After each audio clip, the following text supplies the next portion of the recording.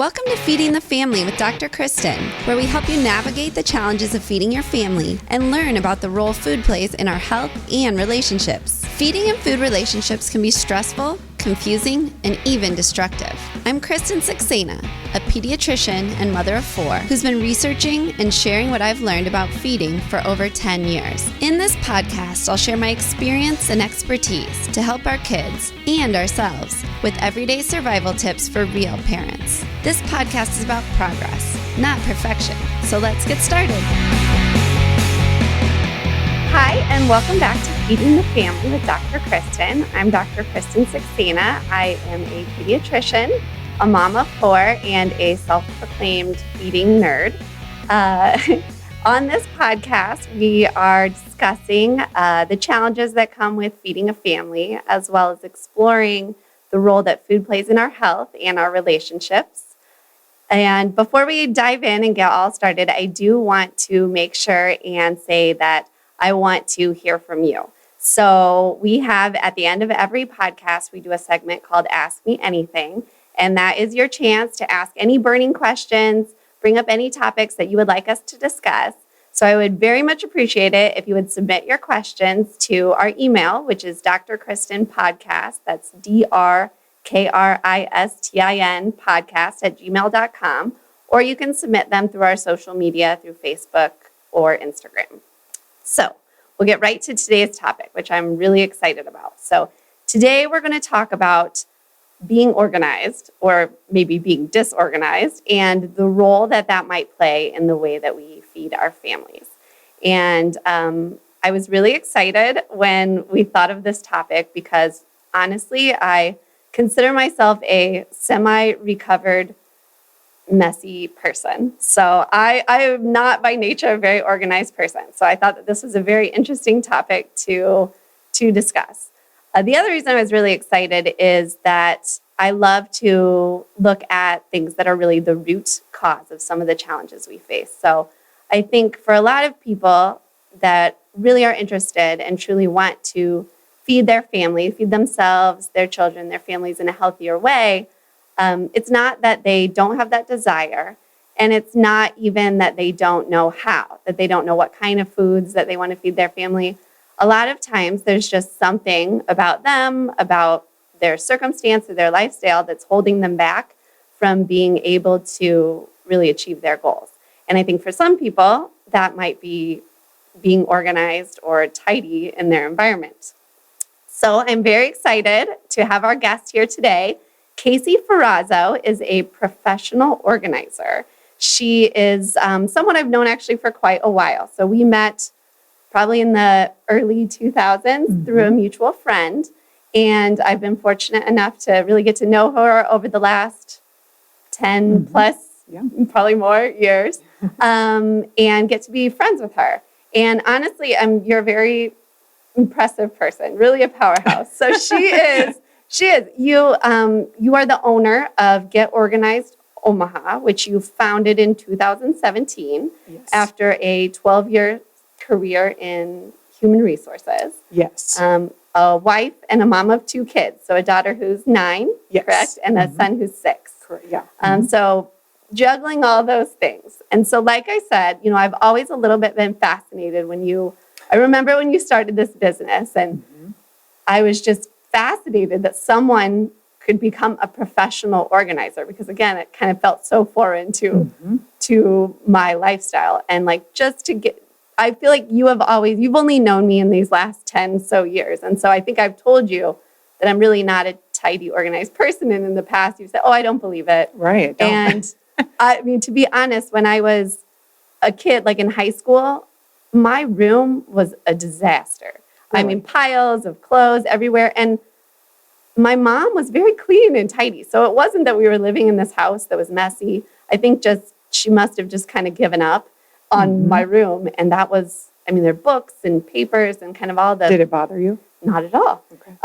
Bothered her a little bit. So once in a while, I get in trouble and have to clean it up. But then I remember in college, freshman year, I was living in the dorms, and I got a randomly assigned roommate. And somehow, she was as bad as I was. So our room, it's not a good situation. it was piles of clothes. And I always said we weren't dirty. There weren't like dirty dishes or pizza boxes or things laying around, but there was stuff everywhere to the point that I remember one guy came by our dorm room and he said, "This is the messiest girls' room I have ever seen in my life." And I have no doubt that that was true. And so really, I feel like it wasn't until I kind of had to start adulting that I cleaned up my act.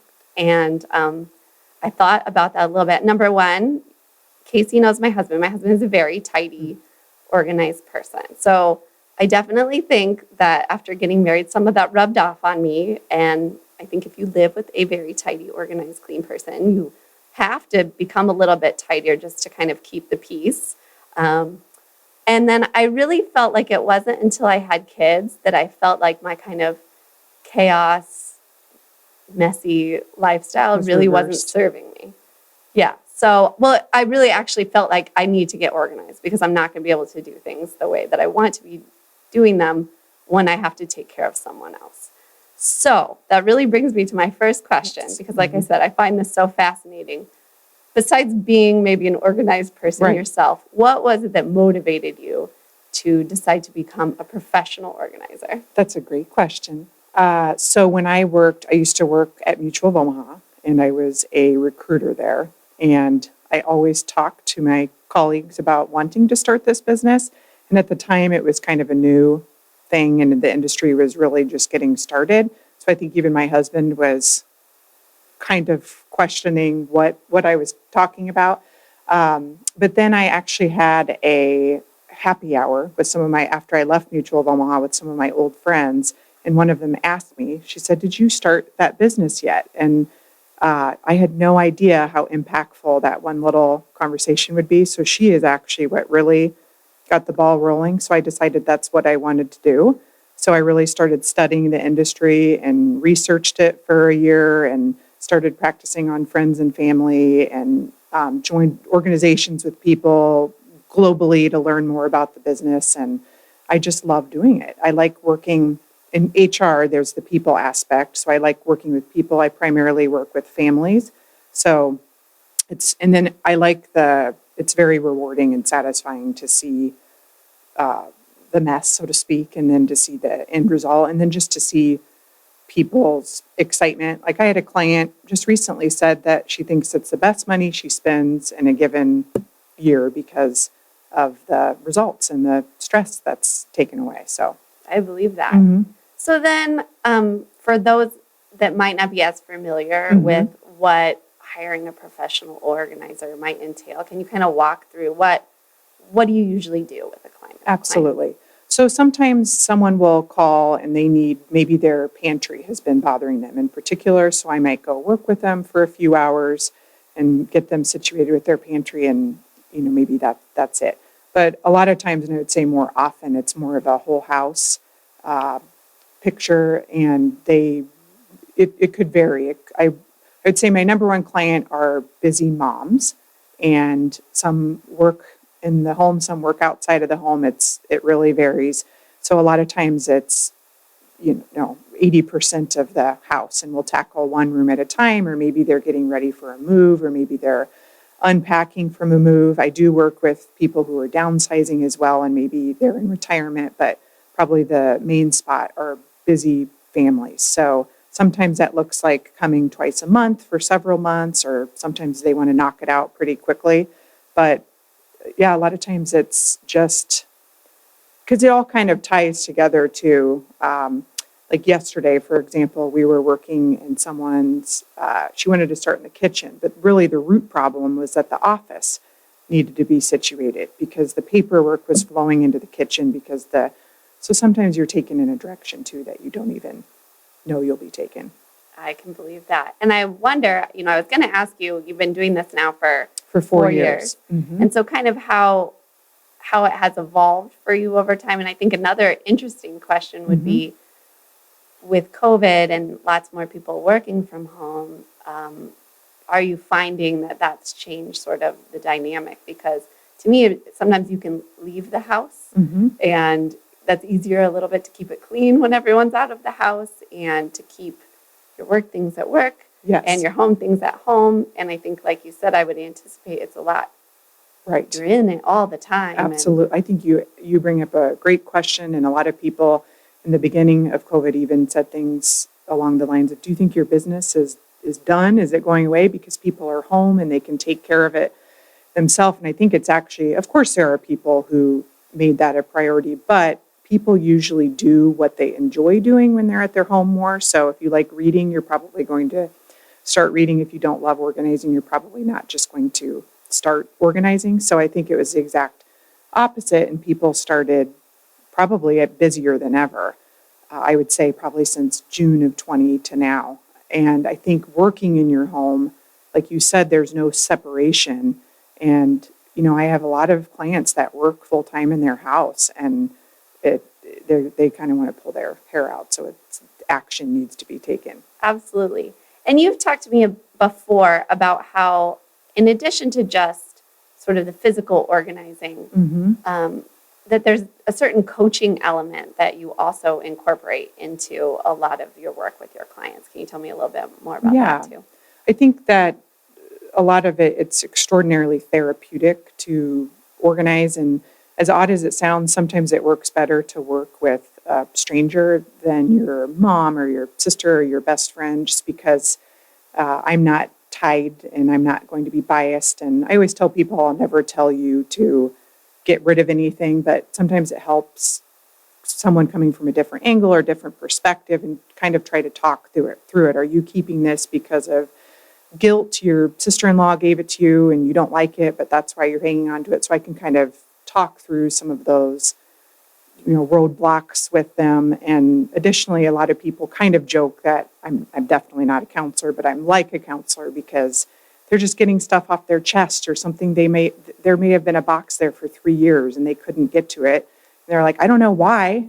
Having you here makes me able to go through this box. I could do it myself, but so I think it's just therapeutic is the word I would use. Absolutely. Absolutely. I could definitely see that. I think it's a very emotional thing. It seems it is like it shouldn't be, but I think that kind of speaks to there's a lot of other root causes for things being the way they are. And I think it's exhausting, and everything's a decision. You have to think, do I need 3 tongs in the kitchen? I don't know. And so these things that seem totally silly, but then they add up and we'll get into this, but make it harder to find. So I think that sometimes having that dedicated time on your calendar, and it's like the personal trainer of your home life. Absolutely. I love that. You should use that if you don't already. My new slogan. I really like that. I'm the personal trainer for cleaning your house. I love it.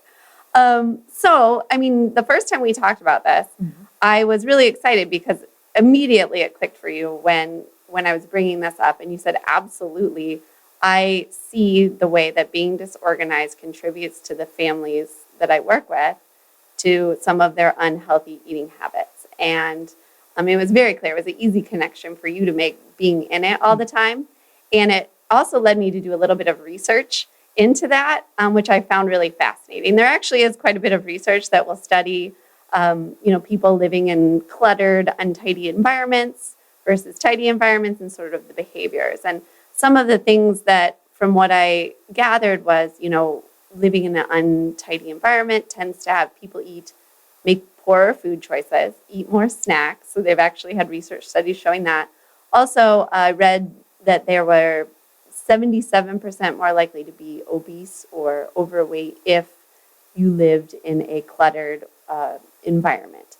Now, that's not, a lot of those studies, you can't say what's the cause or these just associations, but it was one study, 2013 out of University of Minnesota, and I really like this one because instead of just taking the environment that they lived in, they just had people sit in either an untidy environment or a very clean and neat one for some set amount of time. I don't remember. And then afterward, they kind of did all these behavioral tests on them. And one of them was that they offered them a snack that was either an apple or a chocolate, which definitely there's room for both.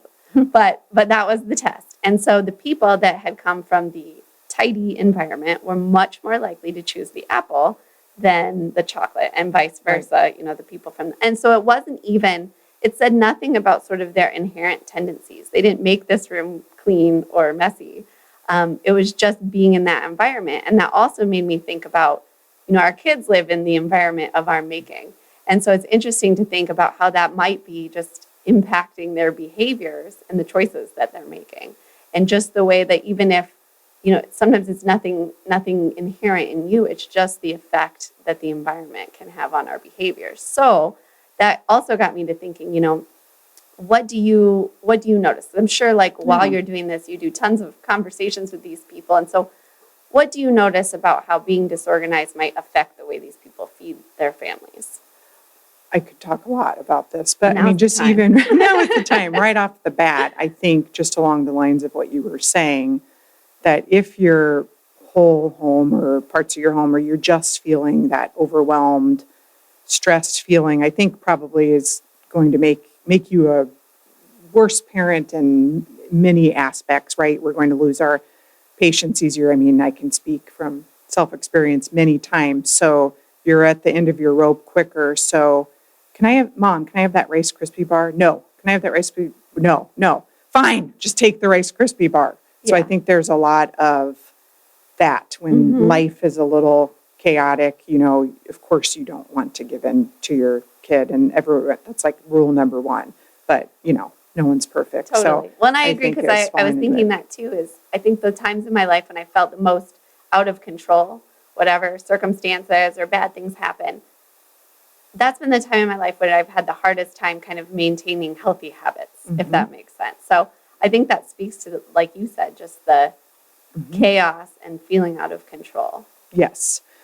So the next place that I would go is pantries and kitchens and, the basics of not knowing what's in your refrigerator, not knowing what's in your pantry. So does it need to look like a Kardashian pantry? No, absolutely not. I'm all about functional spaces and realistic life, but I think everyone needs to take 10 minutes a week, if Sunday's your day, take inventory of what's in your pantry and refrigerator. And, a lot of people that I work with over the years, might not have any idea what's in their pantry or what the expiration dates are. And, doing some loose meal planning doesn't happen when it's chaos in your eating environment. So, what topic we want to go into? No, that's fine. I can move on to another. Okay, perfect. Well, because I was going to ask you also is, do you then kind of coach, as you mentioned, making an inventory and doing meal planning? Is that anything that you coach clients with or have conversations with them about? Yes. So I'll actually, not always, sometimes, we just organize and they're good, and a lot of times it's just a natural conversation flow, not even something that's on pen and paper, but I think it's something as basic as you have sports practice on Tuesday night. So, okay, that night's going to be probably a quick dinner and nothing planned, but maybe Monday, Wednesday, Thursday, Friday night is a more specific meal plan. And so shop for your ingredients that you need weekly. And we talk about having staple. So, in our house, strawberries are going to be on our weekly list no matter what. So you're going to have your staple foods, but then you need to search what you have in your pantry initially. And then before you can really do that, we'll talk about a true deep clean of your pantry or your cupboards or whatever you might have, and actually get a true account for what you have and, loosely have a place for everything. So if your kids eat applesauce pouches, loosely have a place where those live. And you can just see when you're taking your inventory what needs to be replaced and restocked. And I think a lot of people, speaking of COVID, also overbought just too much quantity. So it's really, stopping those Amazon auto ships and getting an account of what you have. Absolutely. And that makes a lot of sense. And I think the other question I would have is, it's great when you come in and we get things all tidy and organized and I can see everything. And obviously, step one is let's get there and get started on the right foot. But how do you help people to make it sustainable? Do you give them tips or what kind of follow-up? I think a couple things. Sometimes it's not going to be perfect, and it might not work out, and you're going to have to fix the new mess that's come up. But thankfully, most of the time, people are able to keep it that way. With that said, there's always maintenance. So, I mean, everyone is going to have to go through their pantry or food at some point, or just like your game closet. I mean, it's not going to be 5 years. You're going to have to keep up on it and do maintenance.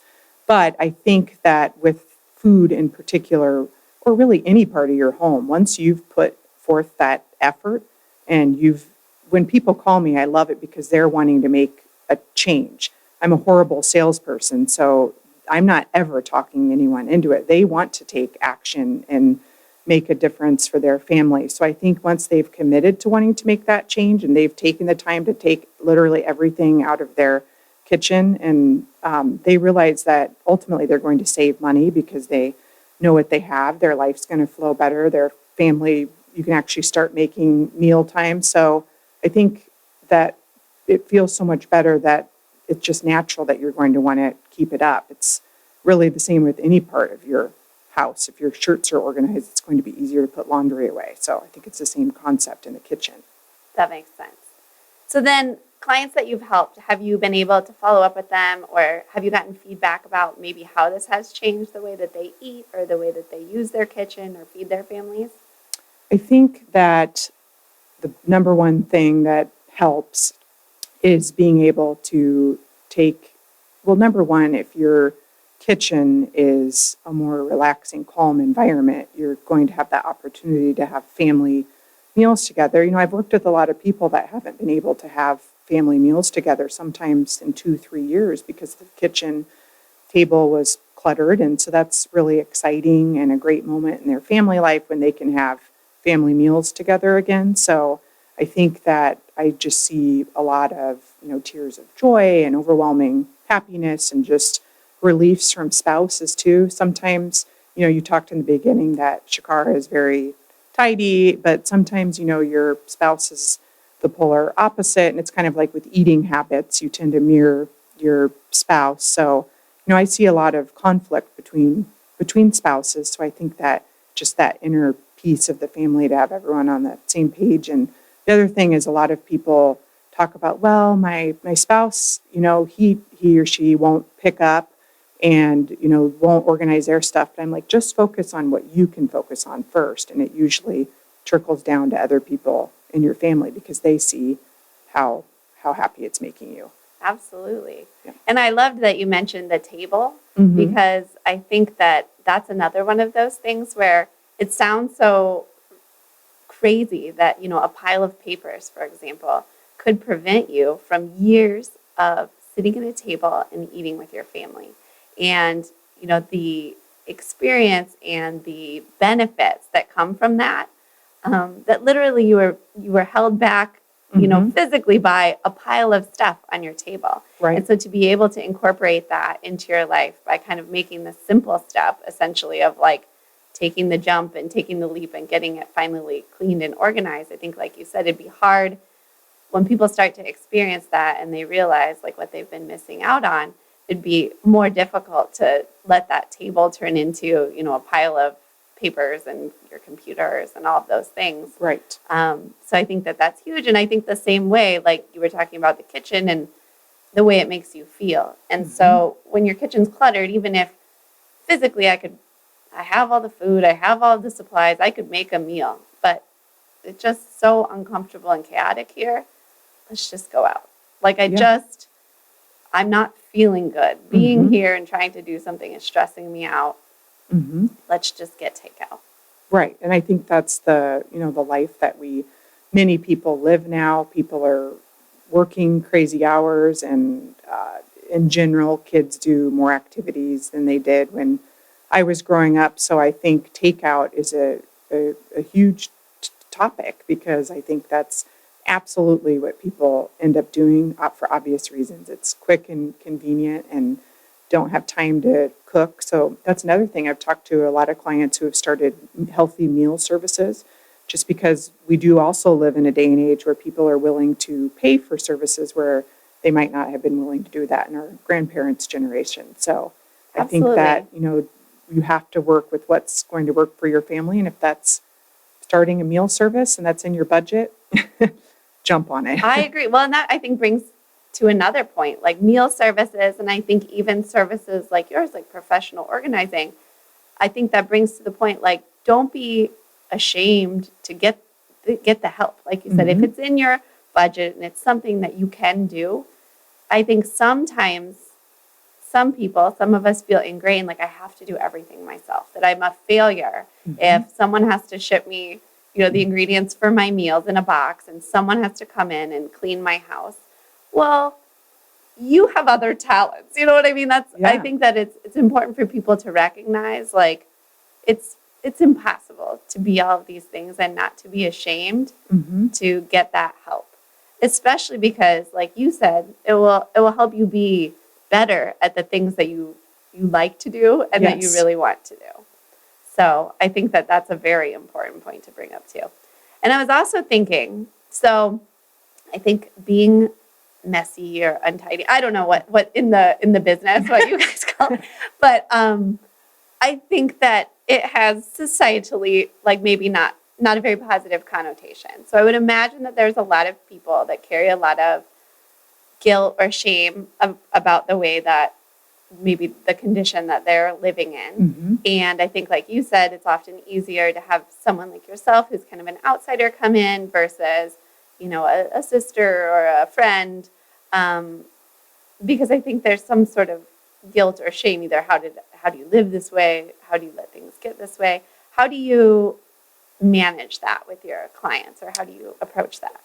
I think, some people don't care at all, and that's great. But yeah, absolutely. A lot of people, I always reiterate that everything is totally confidential, and I think that I just tell them I only want to make life easier for you. So, please don't ever do anything to prepare for my arrival. So I think if they feel comfortable with me, thankfully they're able to just not care, and because it would take a lot for me to think anything, and there's no judgment, and so I think that I just have to develop that personal relationship with them, because I really don't think anything of it. So, and in order to make progress, they have to let their walls down. But I think, thankfully, since this industry has been growing, I think 10% year over year, that so many people have use this service too. And I'm proud of my clients, because I can't tell you the number of times someone in their life is like, you don't need to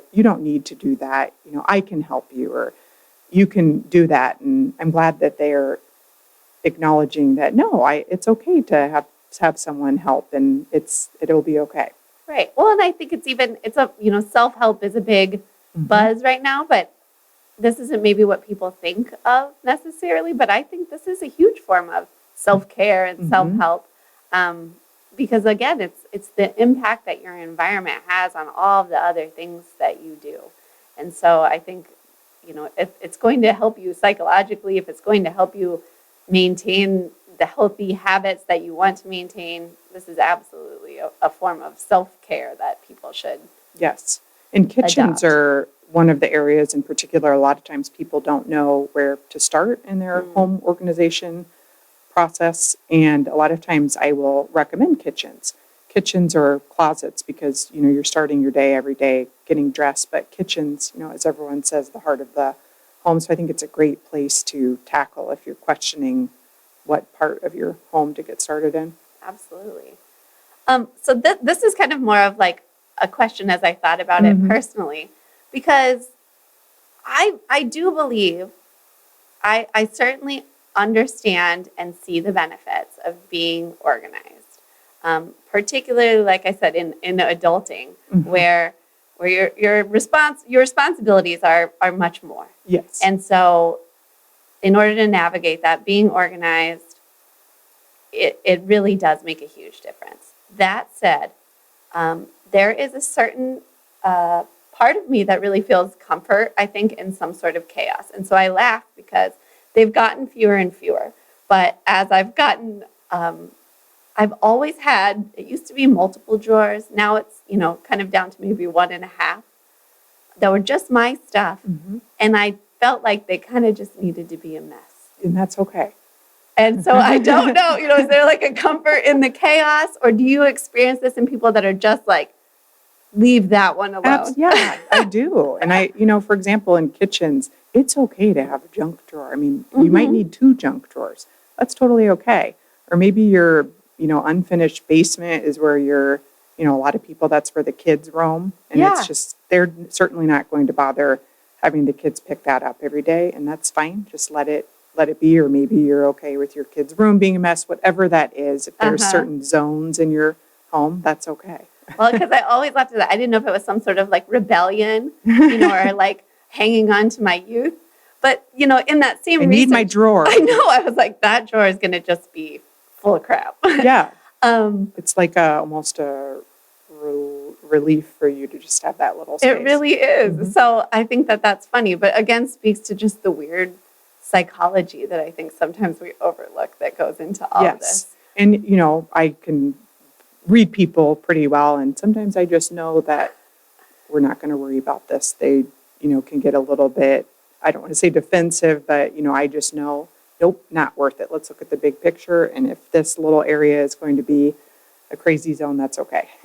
Well, and that also kind of got me thinking, some of that same research would suggest that for some things, being in a less structured, kind of less organized environment fosters some creativity or outside of the box thinking. So I was curious too, in your own home, sometimes are you selective, where I would think, in my kitchen, where I have a very clear objective that I want to, prepare dinner in a timely manner that's healthy for my family. Maybe my kitchen, it would really serve me well for it to be very organized.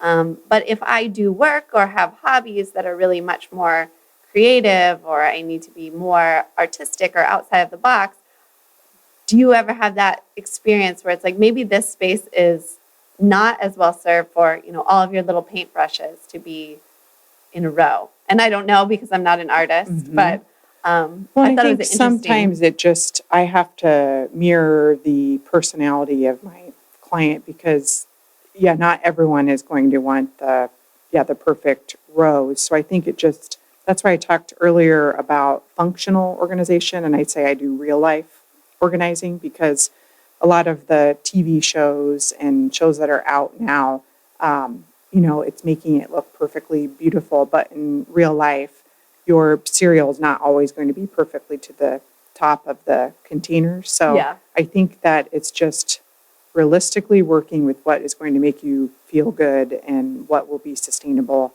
And then I think it depends on the area. And like you said, my daughter is 9, and her room's never going to be like perfectly neat. And I think she's okay with having stacks of books. It's not going to be chaotic, but it's not going to be, 5 things in her room and everything lined up. And that's okay. It's not messy, but it's not perfect to some people. And that's totally fine. And do you think that, is it often that you find that it seems like things are disorganized, or is it often that there's excess? Because I actually always felt like I'm actually a very structured and disciplined person, but I just always felt comfort in having too much stuff around me. Does that make sense? Oh, it makes a lot of sense. Like you're speaking my language. I think that's probably the most probably important question of the day, because there's a saying, you can't organize excess, you can't organize clutter, all those little catchphrases, but they're true. And I think I always say, in my opinion, about 90% of organization is that sorting process. It's that last 10% where you get to make it look pretty and nice. But to me, the majority of it is reducing the quantity that you have. I think that's the biggest part, and I can usually tell right off the bat if someone's not willing to release anything that they own, it's going to be very challenging. And sometimes that's the case, maybe based on their profession or something, they aren't able to get rid of anything, and it's truly just reorganizing and sorting what they have. But I would say that, like, I specialize in decluttering, and that is, reducing the amount of stuff that you have. Otherwise, you can't truly get organized. It's not going to work. So, and That I makes think with sense. kitchens in particular, yeah, it's just food maybe that they haven't sometimes seen in 3 years. And how do you know? How do you know what you can cook with if if there's too much of it? And just kitchen gadgets and kitchen utensils and pots and pans. And so when I'm in a kitchen, we empty every single thing out of the kitchen and go through every single item. And then we talk about functionality, if the sippy cups are being used right here, why are they being stored over here? Putting things at kids' level, all of those types of It things. makes a ton of sense. Mhm. So then, you're the professional. So can you kind of walk us through, you had alluded to this and sort of coaching and prepping people to take stock of what they have and kind of make a plan. Can you kind of walk me through? And, I won't adhere you to Mhm. this if I hear this isn't exactly the routine Right. you're keeping every week. I Right. won't blame you. But what's kind of your process that you In go my through with your personal own life? family? Oh, okay, Yeah. that's a fun question.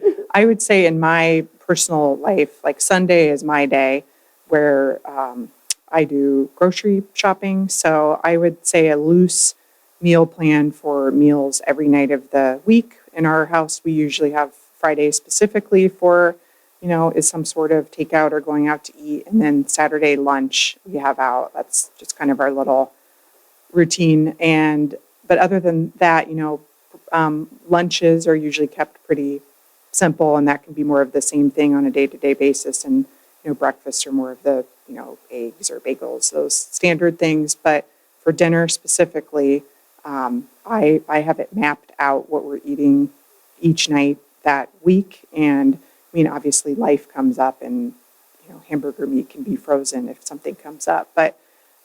And then, like I mentioned earlier, I think it's important to have your staples that you're going to buy every week, and taking 5 or 10 minutes before you do your weekly grocery run and figuring out what needs to be restocked. Or also, I hate wasting food. So, what can you use up? So maybe this is the week that you need to make X, Y, or Z to use up what you actually have, the fresh food.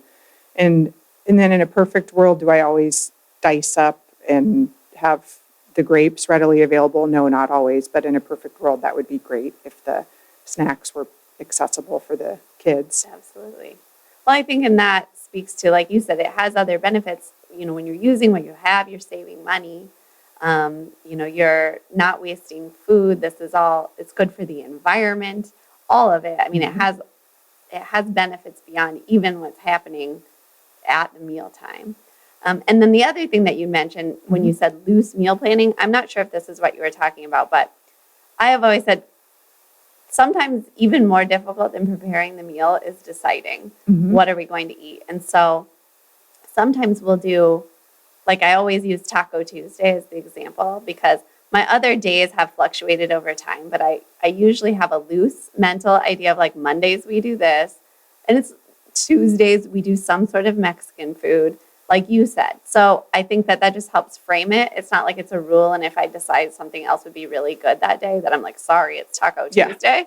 But Yes. it just takes that. I feel like as professionals and as parents, you get decision fatigue, to be honest. And it's like, I don't know what, and so Right. making that decision ahead of time, and then having some sort of loose framework so you don't have to pick everything out of the sky and just Mhm. say like, we'll just do, this is kind of the usual genre of food and maybe we'll Right. switch it up. Pasta night will be spaghetti and meatballs one night and, fettuccine and chicken another night or whatever, but it just makes it easy. So is that the kind of thing that you're talking about with? Yes, for sure. Yeah. Monday night, yeah, is this night. Or even, maybe it doesn't have to be that Monday night is definitely spaghetti and meatballs. That could also be Wednesday night. And Sure. so, and I think too, if you ever just scan social media for any parent groups or mother groups that you're a part of, how many times have you seen, what crock pot ideas do you have? What meal plans do you have? So another tip that I like to give is write out, just literally on a piece of paper, 20 ideas of some meal ideas that you like to make. And Yes. just so that's in your head. And so you don't have to think because maybe you're irritated. Your husband doesn't ever give any input. How many times have I heard people say that? A lot. Just tell me what you want. So Yes. that burden, so to speak, is oftentimes on the woman of the family, and that's if that's how it is, then get your kids involved. Name 5 meals that you love and have that list that you can reference. The other thing that's kind of top of mind for you and me, school's getting started, since we have school-age kids, and again, this made me reflect because I there's something about new beginnings that I'm kind of just get super excited about. Like literally, I get excited about the first of the month. I get excited about Mondays and Sundays because either one could be the first of the week, whichever I decide. I get excited about New Year's Day as long as I'm feeling well. And I think that's awesome. I get excited about the first day of school. Like since I was going to school and since my kids did, and I didn't know, I think as much as I tended to be a messy person, I love structure. Yeah. So that's kind of an anomaly, but that is sort of top of mind right now. And I do think for a lot of us, life becomes a lot more structured once school starts. And so are there anything that you either recommend or in your own home as school starts that you sort of implement in terms of feeding your family, whether that's sort of breakfast, packing lunches, school time, when, like you said, it's after school, after extracurriculars? Yeah, I think that's a great topic this time of year with school starting. And I think it's the same concepts that come into play. As much as you can, have everything planned out. It's even more important during the school year when the activities start coming. And I think the other thing is, I think a lot of parents I see are more overwhelmed than normal during the summer because your kids are around more and messes are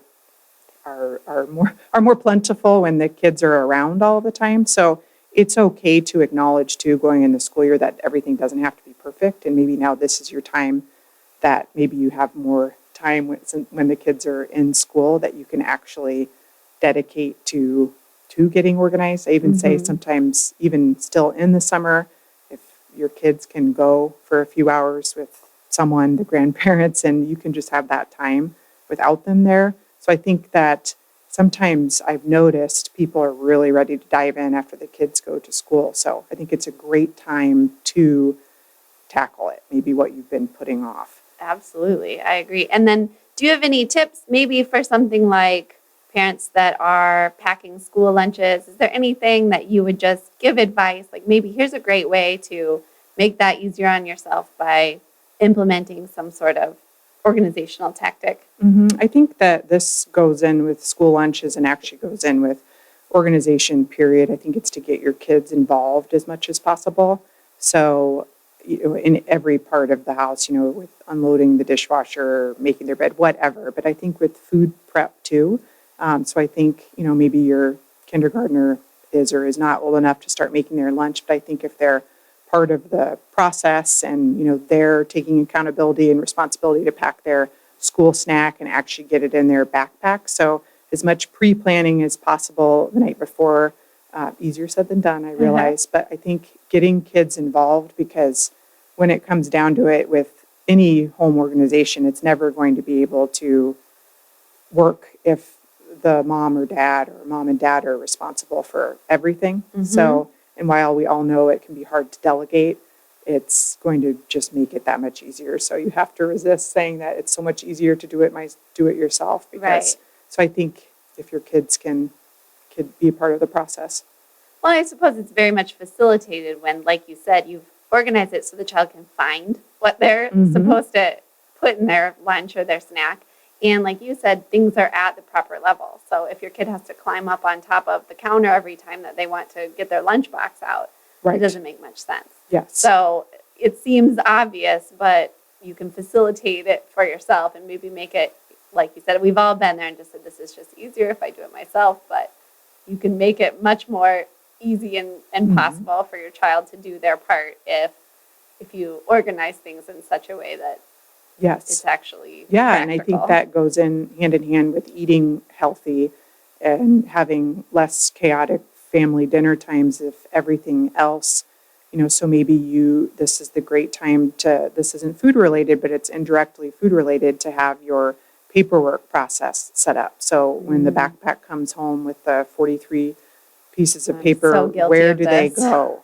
And then, when your mail comes in, if it's a piece of junk, it literally goes in the recycling bin before it ever touches your kitchen counter or island or wherever it might be. So I think some of those other areas make food time harder because those other areas aren't. So I think it's going back to school is the great time to figure out your command center or whatever that looks like. And, maybe you have Sunday evening 5-minute meetings to discuss who has what practices what night and just make sure everyone's on the same page. And, I think just a whole flow and talking through everything else can make it easier to flow better in the kitchen.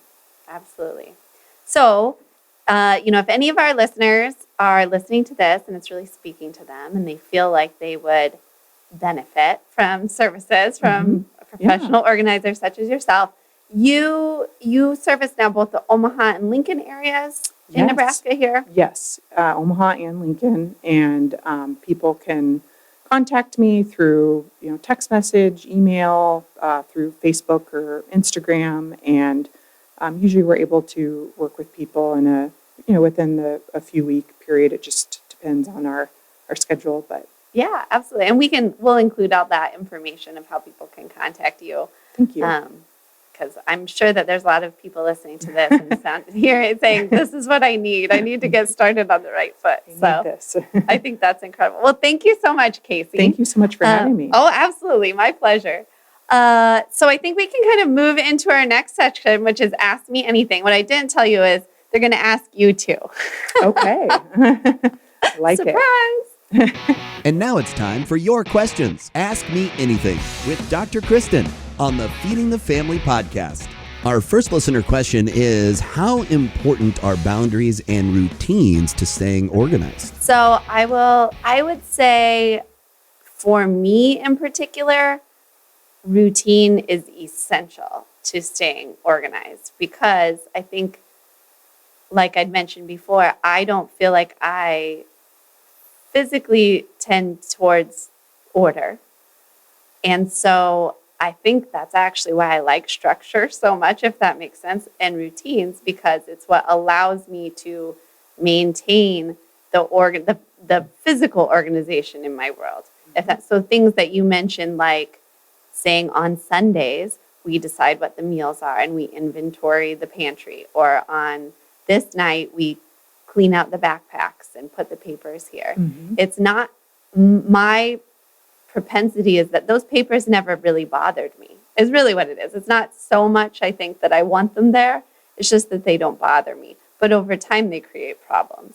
And so having that routine is actually what allows me to say, well, it's Friday, and so we do this. And that's what makes the organization sustainable, at least for me. Yes, I completely agree. And I think along the lines with boundaries, people oftentimes, is your house perfect? It's not perfect. It's very well organized, I would hope. It is pretty well organized. I've been there. Yes, but with that said, I'm a human and I have 2 kids in my house, and in particular, our kitchen counter sometimes just gets loaded with stuff. So I personally know that that's a boundary for me. And sometimes I just have to stop and deal with what's there before it turns into a problem. And my family probably hates it, but I said, we have to process this stuff. We have to process it. Your kids are going to grow up saying this. No one's going to know what they're talking about. Yes. They're like, well, we need to process what's on the counter. Yes. Yeah. What's what are you happening talking here? about? Yes, totally. Or like, I think with boundaries, it's not like I ever want my house to be so uncomfortable that my kids can't be creative and play. At any given time, our basement is a circus or a grocery store or whatever. But, sure, maybe that's out for a few nights, but I think it's knowing your boundaries and realizing, okay, guys, this one more night and it has to be cleaned up. Like we're done. Yes. We're done with the grocery store. Yes. So I think it's knowing your personal boundary. That's how I interpret that question, like what you're willing to be okay with while at the same time letting your kids, foster their creativity. Absolutely. That's great. Our next question is, what is the most important rule to consider when you're looking to keep or get rid of something? Okay. So that question makes me think of Marie Kondo, right? Because yeah. isn't she the one? Spark joy. Yes. So I honestly did not read that book, Mm-hmm. but I'm familiar. And she had the show. They had the Yes. show, so I watched a little bit of that. And it was honestly only because I had heard about it from you. Mm-hmm. And if I recall, the process was supposed to be that you would take each item in your home and hold it up and see if it sparked joy for you. Yes, and that was a big key. You have to touch it. Yeah. And I mean, that was like laughable to me. I tried. Yeah. I was like, yeah, that's not going to work for me. And I think it's interesting because I don't actually feel like I don't know if it has to do with if you're more sentimental about objects. Because I just laughed. Like I couldn't. I think I'm actually not sentimental about objects, and that's probably the only thing that made me like not hoard completely. Is as much as I loved kind of the excess and the chaos, I don't hold on to things for the sake of like, oh, Right. I remember this and I remember that.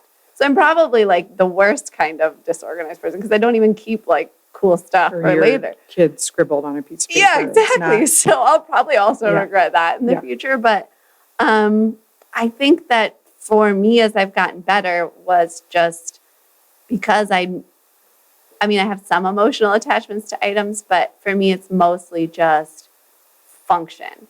Like you have shirts in your closet, and they're the same shirts you skip over wearing time and time again. So at some point, I have to just say, today is the day we go through and we say, like, would I wear this shirt out today? Nope.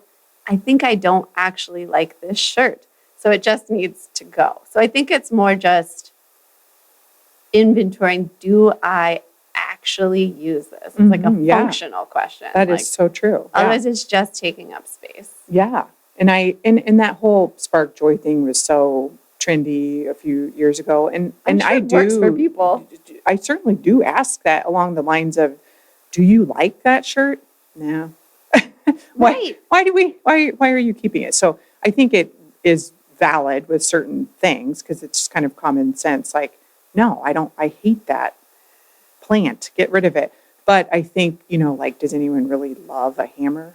But, it's just one of those. That's a good point. A necessity that you have to have a hammer in your home. So I think that more importantly is like, why do you have this item and do you use it?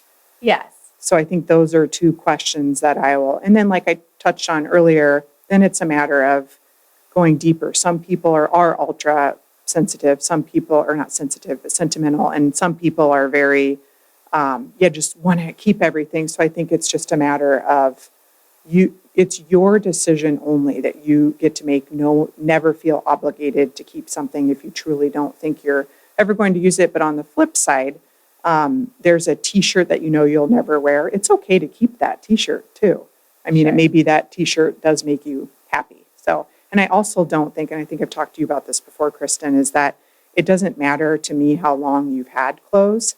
Right. Like I have a Minneapolis Marathon shirt from '06 that's like basically falling apart, and it's like my favorite shirt I own. So someone would think I'm a little strange if they saw that in my house. But our final question today is, what is the process you recommend in getting rid of something you have a strong emotional connection to? I mean, for me, if I actually had a strong emotional tie to the item, I would keep it because for me, that bar is pretty high. So, but I'm sure in your line of work, you come across people that are all over the board. So yeah, I think that's kind of a hard question because, of course, it's very dependent upon the situation. And, I work with a lot of people who are experiencing death of loved ones. And those, of course, as you would imagine, are some of the most difficult items to go through. And so I think time, of course, makes it easier. So as time goes on, you can kind of get a feel. And I think laying all of the items in a particular category. So, maybe there's all these, your loved one was into vases. So it's like if you see 30 vases, I think sometimes it's easier to pick out which ones are actually most special and meaningful to you. So, and I think other sentimental things are, is it really meaning something to you, or is it back to that guilt where like I feel like I need to hang on because my best friend gave it to me or something. So thank you all for listening today to our Feeding the Family with Dr. Kristen podcast. Again, if you have any questions that you would like answered, please email us your questions at Dr. Kristen Podcast, DrKristin Podcast @gmail.com, or hit us up on any of our social media, Facebook, Instagram channels. And I look forward to hearing those questions and to talking to you again soon. Thanks.